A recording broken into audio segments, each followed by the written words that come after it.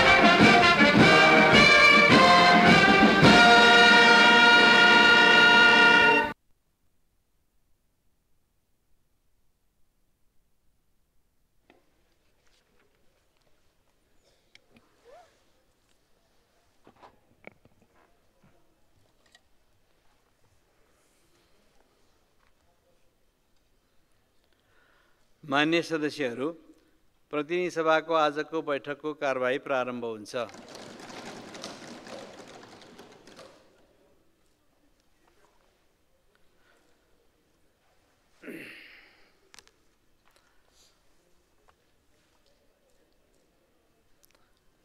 मान्य सदस्यहरू सबै उठ्नु भएको छ।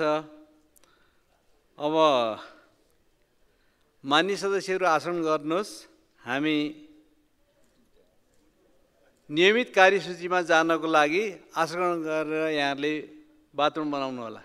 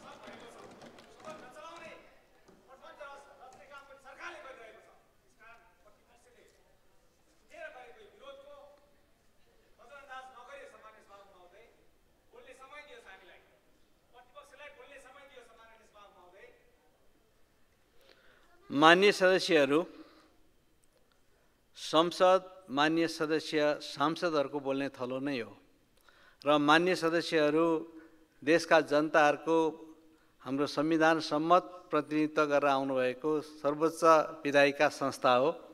यसमा छलफल गर्ने, बहस गर्ने, वाद विवाद गर्ने र समस्याको समाधान गर्ने थलो हो। मान्य सदस्यहरू सङ्घर्षमा हुनुहुन्छ, खास गरी प्रतिपक्ष सङ्घर्षमा हुनुहुन्छ भन्ने कुरा जानकारी भएकै विषय हो। सङ्घर्षको स्वरूपलाई सभा सञ्चालन गर्दै समस्याहरूको निराकरण गर्ने बाटोमा जानको लागि मान्य सदस्यहरू आसन ग्रहण गरेर बाथरुम बनाउनुपर्छ भन्ने कुरालाई मैले योभन्दा बढी भनिरहनु उपयुक्त ठान्दिनँ। त्यसकारणले मान्य सदस्यहरू आसन ग्रहण गरौँ र सङ्घर्षको स्वरूप भनेको सभा सञ्चालन गरेर सभालाई एउटा निष्कर्षमा लाने बाटोमा लैजानको लागि म मान्य सदस्यहरूलाई विशेष अनुरोध गर्दछु।